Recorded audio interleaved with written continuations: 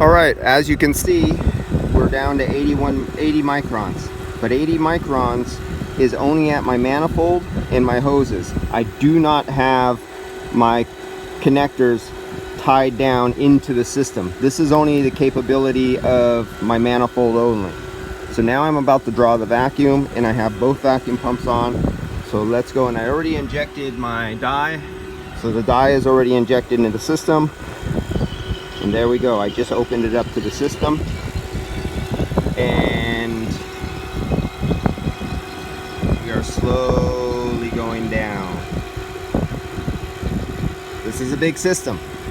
Now, if this was a little Honda, I would already be into 29.9 and we'd be going into microns already before I even got to say that, like we're doing right now. It would have been like within, I don't know, 15 seconds, 30 seconds. But this is a transit, and it has like 20 feet or more of piping, and it has two evaporators, one right behind the tire there and another evaporator up there, and the compressor located way over there, and you have your big condenser up there. This is for a car. This is a big system, but you could see we're down into microns now, and we're heading down there really fast. And that's what happens when you have something like this hooked up to your rig with something like this. Now, I'm not going direct with a connection right on the end of my vacuum. That would be ideal, totally eliminating the gauges, totally eliminating rubber refrigerant hoses. But we're not in an ideal world, and this is automotive, but we can do the best we can because we do have at least 1 micron meter on here. It would be nice to have a second micron meter. It's too bad they didn't always like put a port in the furthest location. So like if I made this air conditioning system, I would put a connector all the way back here facing upwards, not downwards where the oil sits in the back of the line, facing upwards, so I could get a micron meter up underneath here and read it. Or I'd have an easy port. You see this only has a few screws.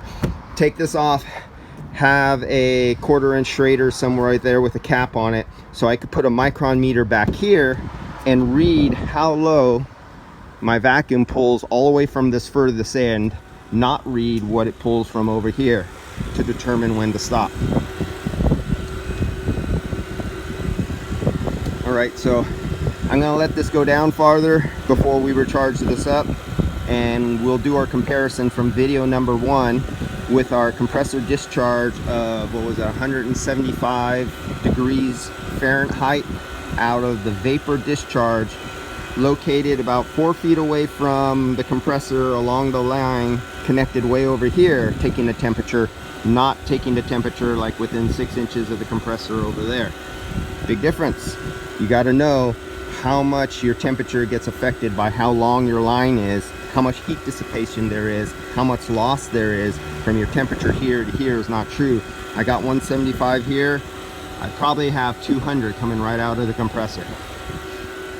All right, I'll get back to you guys. We'll let this continue on down.